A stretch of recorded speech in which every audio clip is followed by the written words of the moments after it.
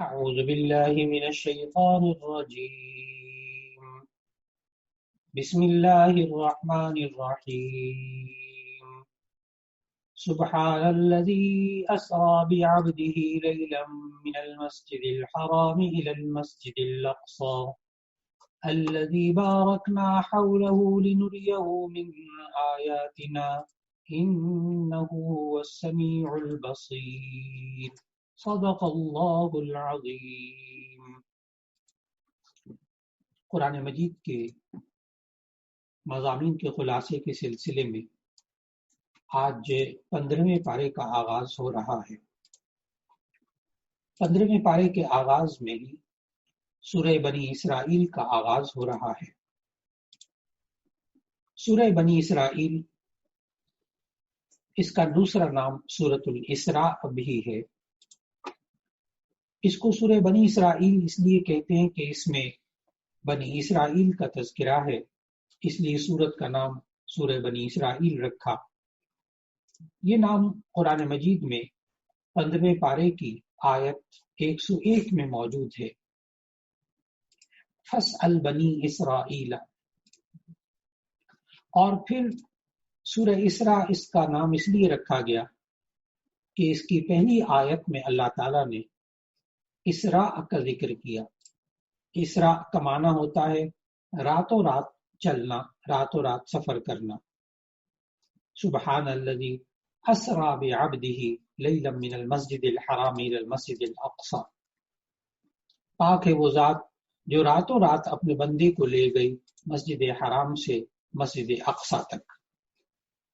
کیونکہ اس میں پہلا لفظ اسرا، سبحان الذی اسرا بعبدہ آ رہا تھا۔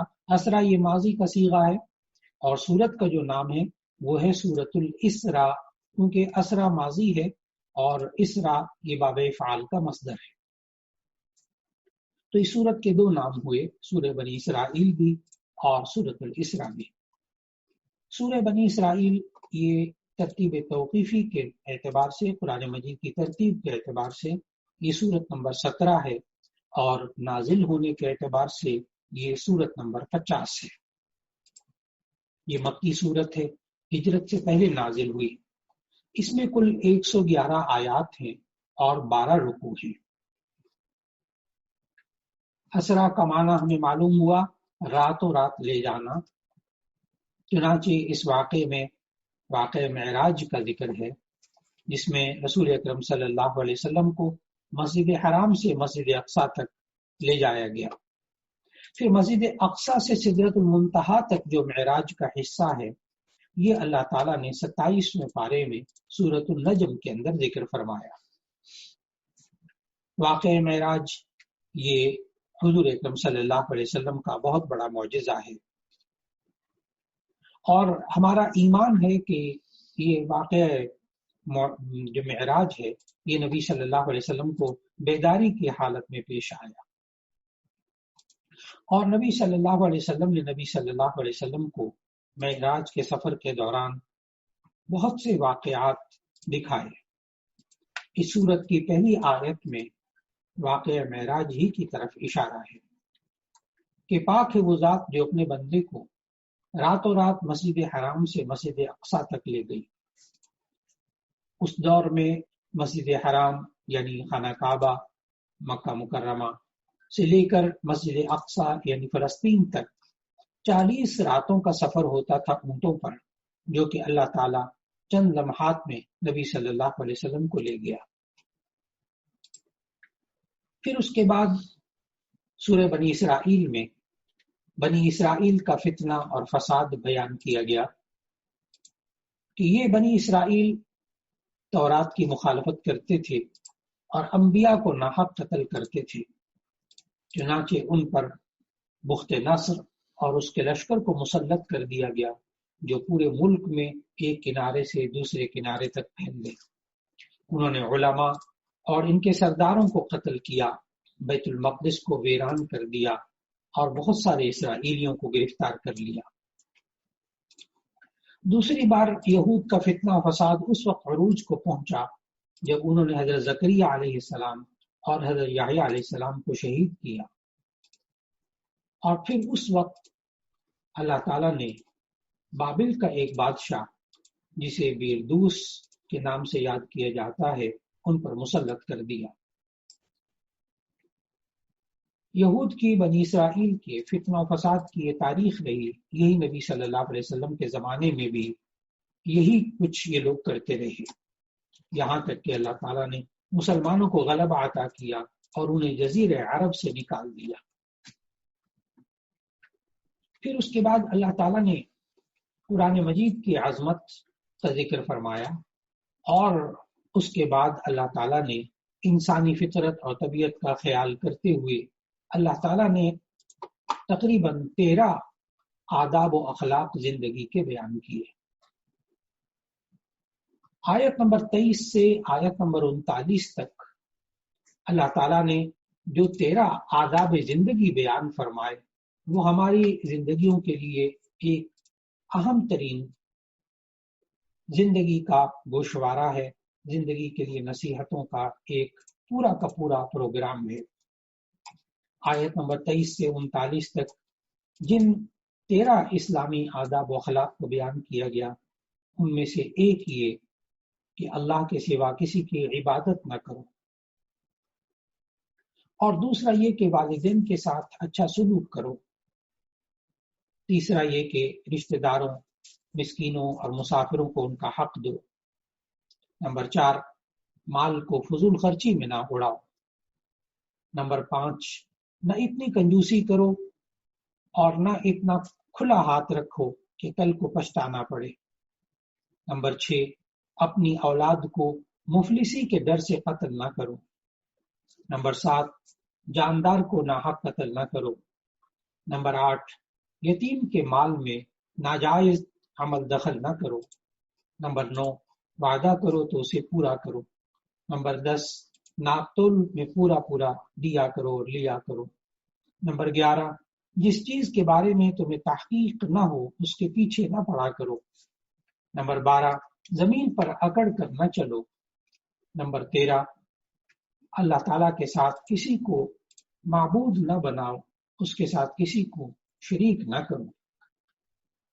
اللہ تعالیٰ نے سورہ بنی اسرائیل کے اندر جہاں ہمیں بہت سے آداب زندگی کے سکھائے، وہاں اللہ تعالیٰ نے ہمیں آیت نمبر 23 اور 24 کے اندر خاص طور پر جب ماں باپ بوڑھے ہو جائیں تو ان کے ساتھ اچھا سلوک کرنے کا طریقہ بتایا۔ اللہ تعالیٰ نے سورہ بنی اسرائیل کی آیت نمبر 23 اور 24 میں جب ماں باپ بوڑھے ہو جائیں تو ان کے ساتھ کیسا سلوک رکھنا چاہیے، یہ ہمیں واضح طور پر 5 اصول اللہ تعالیٰ نے بتائے۔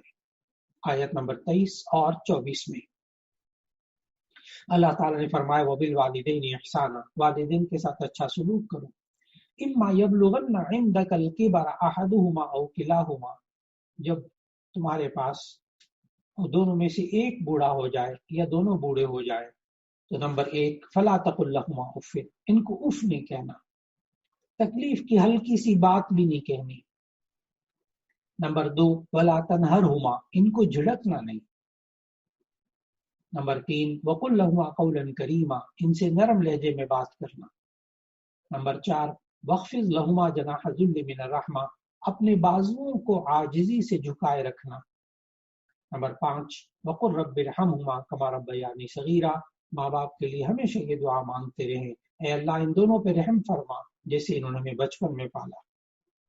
آج بھی جب ماں باپ بوڑھے ہو جائیں، گھر کے حالات میں ہمیں کچھ پیچیدگیاں نظر آئیں، ہم گھر کے حالات کو درست کرنا چاہیں تو آج بھی آیت نمبر 23 اور 24 کا مطالعہ کیجئے، تلاوت کیجئے، اس میں آنے والے 5 اصولوں پر عمل کیجئے، اللہ تعالیٰ اس گھر کے حالات کو درست کر دے گا۔ اللہ تعالیٰ سے زیادہ کوئی ماہر نفسیات نہیں ہو سکتا، کوئی ماہر اخلاقیات نہیں ہو سکتا۔ اللہ تعالیٰ کے احکام پر عمل کرنے سے ہم گھر کے حالات کو درست رکھ سکتے ہیں۔ اس کے بعد کی آیت نمبر 40 میں اللہ تعالیٰ نے مشرکین کے چند اور عقائد بتائے۔ ایک تو یہ کہ وہ اللہ تعالیٰ کی طرف بیٹیوں کی نسبت کرتے تھے، اور دوسرا مشرکین مکہ کے بارے میں یہ بتایا کہ یہ آخرت کی زندگی کا انکار کرتے ہیں، اور یہ کہتے ہیں کیا جب ہم مر کر بوسیدہ ہڈیاں ہو جائیں گے تو کیا ہمیں نئے سرے سے پیدا کیا جائے گا؟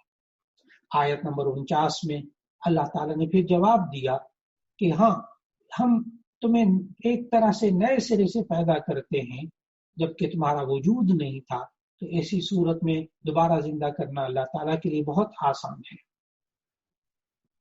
تیسری بات اللہ تعالیٰ نے یہاں یہ بتائی کہ یہ مشرکین مکہ نبی صلی اللہ علیہ وسلم سے معجزات کا مطالبہ کرتے رہتے ہیں۔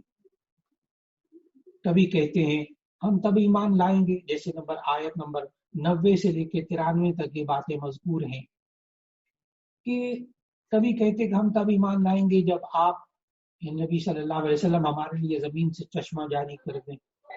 کبھی کہتے کھجوروں اور انگوروں کا باغ لہلہا دیں۔ کبھی کہتے کہ ہمارے اوپر آسمان کا ٹکڑا گرا دیں۔ کبھی کہتے ہیں اللہ اور فرشتوں کو ہمارے سامنے لے آئیں۔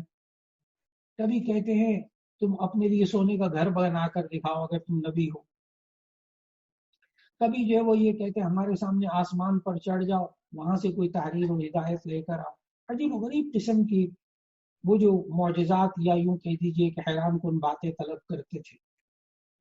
اللہ تعالیٰ نے سمجھایا کہ آپ ان لوگوں کے سامنے یہ کہہ دیجئے میں اللہ کا نبی ہوں، اور کوئی بات بھی اللہ کے حکم کے مطابق نہ کہہ سکتا ہوں نہ کر سکتا ہوں۔ پھر اس کے بعد اللہ تعالیٰ نے آیت نمبر 82 سے لے کر 88 تک قرآن حکیم کی عظمت و صداقت کا تذکرہ کیا، قرآن مجید کے نازل ہونے کے مقاصد بتائے۔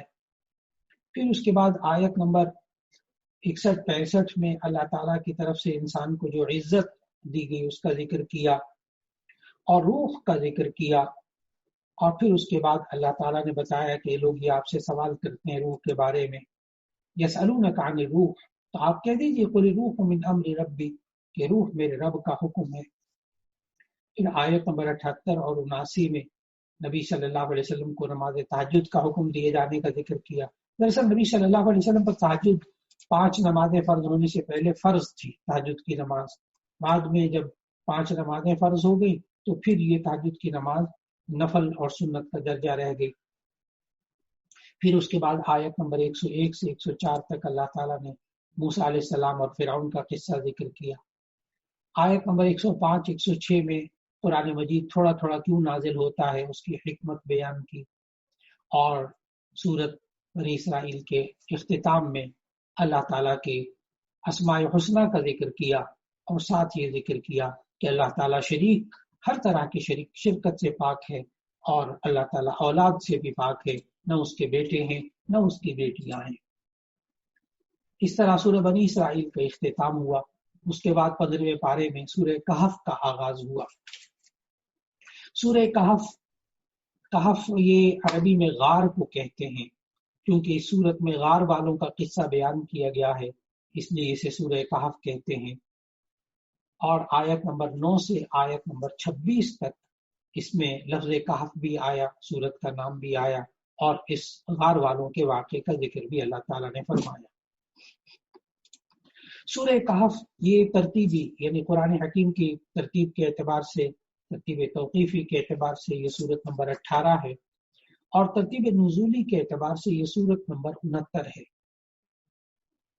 سورہ کہف یہ مکی سورت ہے، یعنی ہجرت سے پہلے نازل ہوئی ہے۔ اس میں کل 110 آیات ہیں اور 12 رکوع ہیں۔ سورہ کہف کی الگ سے فضیلت بھی مختلف احادیث میں آئی ہے۔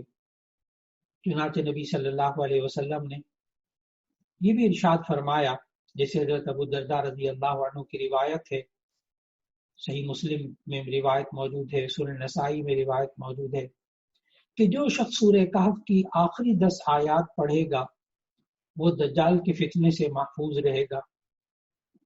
اسی طرح سورہ کہف کی ابتدائی جو 10 آیات ہیں ان کے بارے میں بھی یہی فضیلت آئی ہے، اور پوری سورہ کہف پڑھنے کے بارے میں بھی فضیلت آئی ہے۔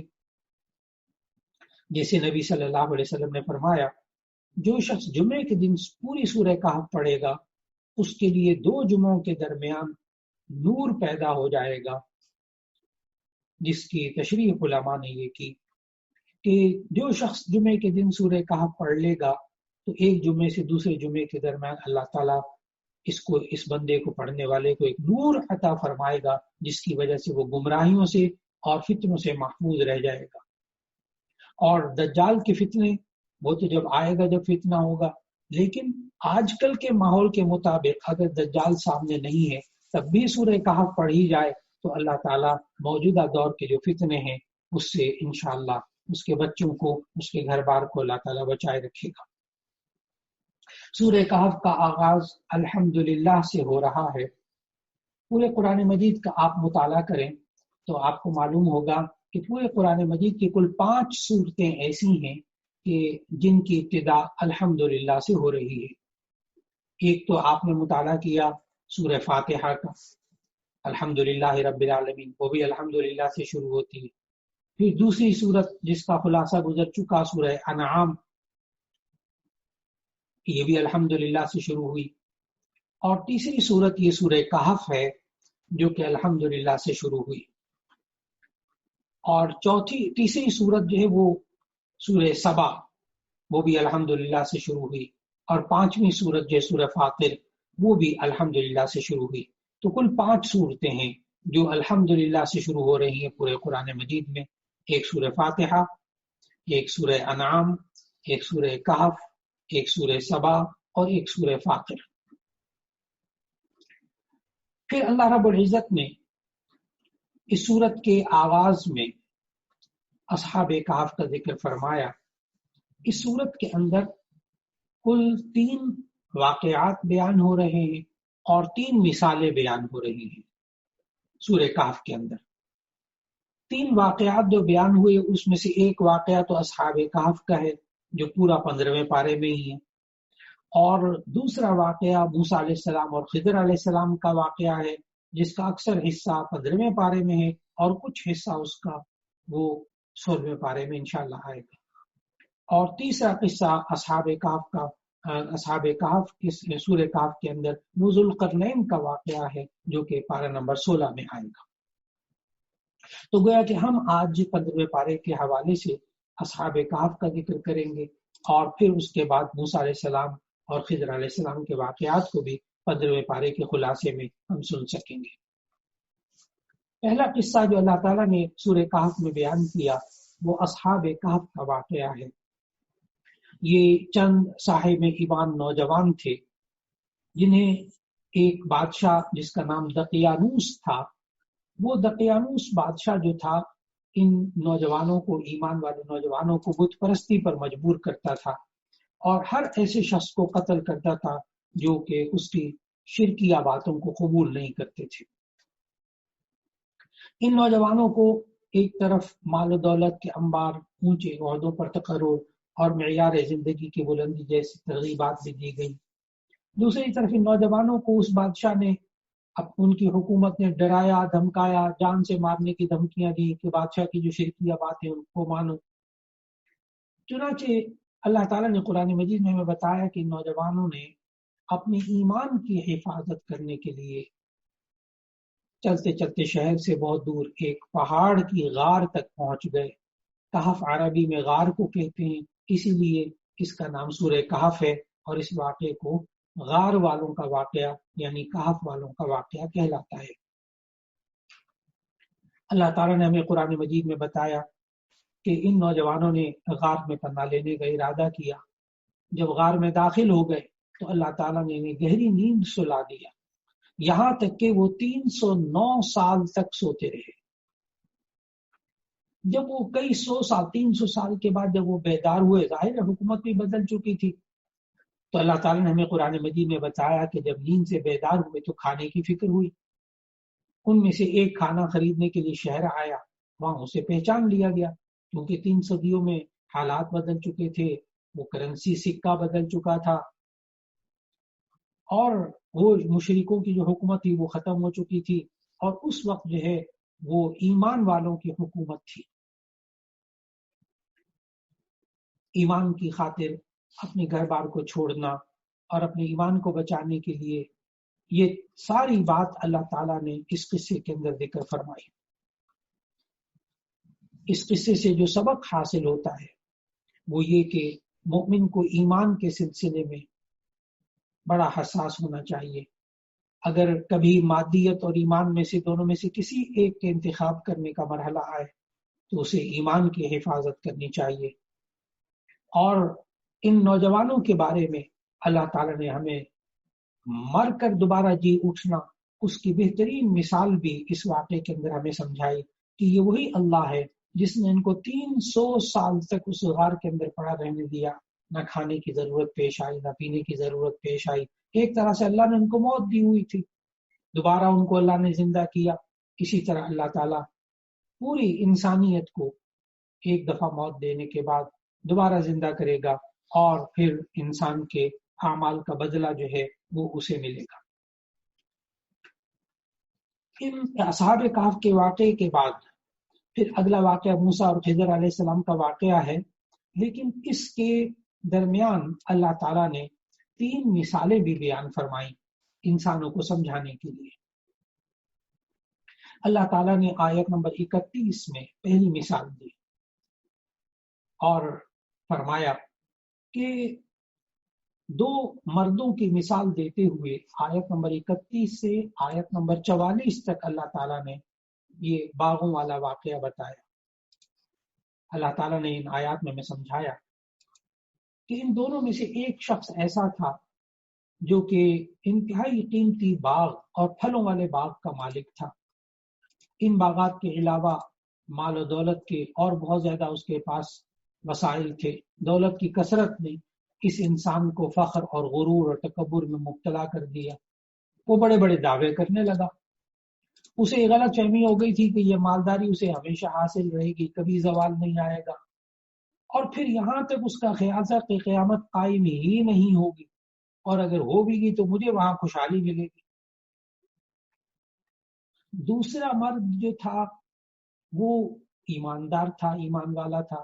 اس ایمان والے دوست نے اس کو سمجھانے کی کوشش کی کہ اسباب کو خدا کا درجہ مت دو، یہ تمہارا مال و دولت یہ خدا نہیں ہے، یہ باغات خدا نہیں ہے، انہیں سب کچھ نہ سمجھو، اللہ کو ہرگز نہ بھولو، اس کائنات میں وہی کچھ ہوتا جو اللہ چاہتا ہے۔ لیکن وہ جو پہلا باغ کا مالک تھا، دولت نے اس کی آنکھوں پہ ایسی پٹی باندھ دی تھی کہ اس کو یہ باتیں سمجھ میں نہیں آتی تھی۔ اللہ تعالیٰ نے سمجھایا ہمیں ان آیات کے اندر کہ پھر ایسا ہوا کہ اس متکبر شخص پر اللہ کا عذاب آیا اور اس کے باغات جل کر کوئلہ ہو گئے۔ تباہی اور بربادی کے بعد وہ پچھتانے لگا، کہنے لگا اے کاش میں نے شرک نہ کیا ہوتا اور اسباب کو خدا کا درجہ نہ دیا ہوتا۔ لیکن اللہ تعالیٰ نے سمجھایا کہ پھر اس کے یہ پچھتاوا کوئی کام نہ آیا۔ چنانچہ معلوم ہوا کہ ہمیں اسباب اختیار تو کرنے چاہیے، لیکن اسباب پر ایمان نہیں رکھنا چاہیے، اسباب کو خدا نہیں سمجھنا چاہیے۔ مال و دولت اللہ دے دے تو ہمیں شکر کرنا چاہیے، اللہ کے حکم کے مطابق اس مال کو استعمال کرنا چاہیے۔ یہ اللہ تعالیٰ نے ہمیں اس مثال سے سمجھایا اور ہمیں بتایا کہ یہ سب نعمتیں اللہ ہی کی دی ہوئی ہیں، یہ انسان اللہ کی نعمتوں کو اللہ کے حکم کے مطابق استعمال کرے۔ اور اس مثال سے سمجھایا کہ دنیا کی مال و دولت، اسباب آ جائیں، پیسہ آ جائے، اچھے حالات ہو جائیں، باغات ہو جائیں، تو ایسی صورت میں انسان کو فخر و غرور اور تکبر میں مبتلا نہیں ہونا چاہیے۔ پھر دوسری مثال اللہ تعالیٰ نے آیت نمبر 45 سے بیان کی۔ اللہ تعالیٰ نے فرمایا کہ ایک یہ بھی مثال ہے کہ دنیا کی زندگی کی مثال ایسی ہے جیسے ایک زمین ہو اور اس میں سے پیداوار اگتی ہو۔ اللہ تعالیٰ نے کہا آسمان سے ہم نے پانی برسایا، زمین کے اندر پیدا کرنے کی صلاحیت ابھاری، پھر ایک وقت ایسا آتا ہے سب کچھ سوکھ کر چورا چورا ہو جاتا ہے، ہوا کے جھونکے اسے اڑا کر منتشر کر دیتے ہیں۔ تو کون سی بات ہے جس کے کرنے پر اللہ قادر نہیں ہے؟ تو اللہ تعالیٰ نے اس دوسری مثال سے یہ سمجھایا کہ زوال اور فنا میں دنیا کی زندگی اس بارش کی طرح ہے جو آسمان سے برستی ہے، اس کی وجہ سے پوری سرزمین سرسبز ہو جاتی ہے، فصلیں لہلہاتی ہیں، پھول کھل جاتے ہیں، ہر طرف خوشنما منظر دکھائی دیتے ہیں۔ پھر اس کمال پر زوال آتا ہے، پھول مرجھا جاتے ہیں، پتے جھڑنے لگ جاتے ہیں، فصل کو کاٹ دیا جاتا ہے، اسے پیروں تلے رون دیا جاتا ہے، وہ چورا چورا ہو کر بکھر جاتی ہے۔ اللہ تعالیٰ نے سمجھایا یہی حال دنیا کی نعمتوں کا ہے۔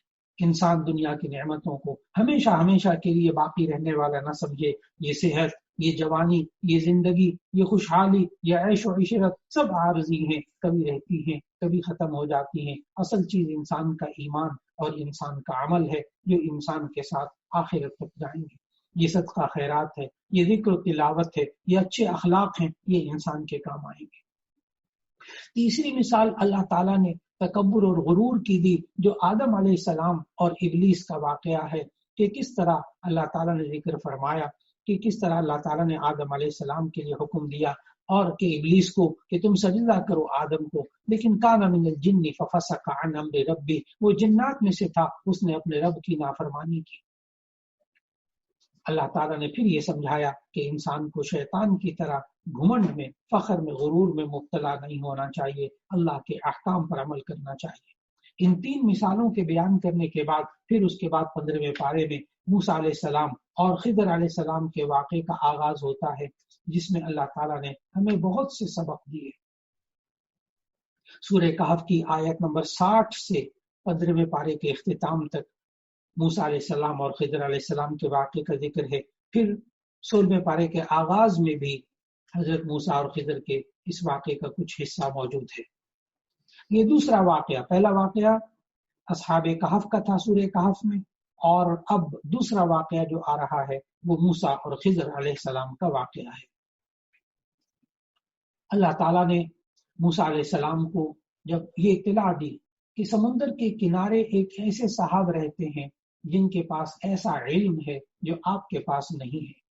یہاں ابھی سے ذہن میں رکھ لینا چاہیے کہ حضرت موسیٰ علیہ السلام کو اللہ تعالیٰ نے علم تشریعی دیا تھا، علم شریعت دیا تھا، یعنی زندگی گزارنے کا علم، یہ راہ ہدایت، یہ موسیٰ علیہ السلام کو اللہ تعالیٰ نے یہ والا علم دیا تھا۔ لیکن خضر علیہ السلام کے پاس تکوینی علم تھا۔ تکوینی علم کہتے ہیں یہ ایسا ہوگا، ایسا ہونا چاہیے، اب آگے جا کر ایسا ہوگا، یہ حالات بنیں گے۔ یہ تکوینی علم جو ہے یہ اللہ تعالیٰ نے خضر علیہ السلام کو دیا ہوا تھا۔ تو اللہ تعالیٰ نے موسیٰ علیہ السلام سے کہا کہ سمندر کے کنارے ایک ایسے صاحب رہتے ہیں جن کے پاس ایسا علم ہے جو آپ کے پاس نہیں ہے۔ تو حضرت موسیٰ علیہ السلام ان کی تلاش میں نکل کھڑے ہوئے اور چلتے چلتے سمندر کے کنارے پہنچ گئے۔ یہاں ان کی ملاقات حضرت خضر علیہ السلام سے ہوئی، اور موسیٰ علیہ السلام نے خضر علیہ السلام سے کہا کہ مجھے آپ نے ساتھ رہنے کی اجازت دے دیں، لیکن انہوں نے اس شرط کے ساتھ اجازت دی کہ آپ کوئی سوال نہیں کریں گے۔ موسیٰ علیہ السلام سے کہا خضر علیہ السلام نے آپ مجھ سے سوال کوئی نہیں کریں گے، وعدہ کر لیا۔ لیکن پھر 3 عجیب واقعات پیش آئے جن کا ذکر اللہ تعالیٰ نے ان آیات میں کیا۔ پہلا واقعہ یہ پیش آیا کہ حضرت خضر علیہ السلام نے ایک کشتی جو اچھی بھلی کشتی تھی اس کے ایک تختے کو اکھیڑ ڈالا، اور جس کے مالکان نے اس کشتی میں ان دونوں کو بغیر کرائے کے بٹھایا تھا۔ اس پر موسیٰ علیہ السلام پھر الجھے کہ ایک بغیر کرائے کے ایک بندے نے بٹھایا ہے، احسان کیا ہے، اور اسی کے کشتی کے ایک تختے کو اکھیڑ ڈالا۔ دوسرا واقعہ یہ پیش آیا جو اللہ تعالیٰ نے ذکر کیا کہ خضر علیہ السلام نے ایک معصوم بچے کو قتل کر دیا۔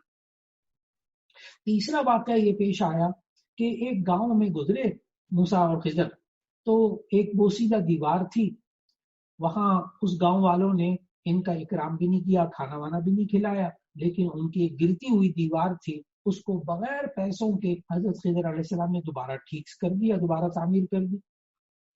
اب حضرت موسیٰ علیہ السلام تینوں مواقع پر خاموش نہ رہ سکے، بول پڑے کہ آپ نے ایسا کیوں کیا؟ پہلے واقعے پر بھی کہا کہ ایسا کیوں کیا، دوسرے واقعے پر بھی کہا ایسا کیوں کیا، تیسرے واقعے پر بھی پھر بول اٹھے کہ ایسا کیوں کیا۔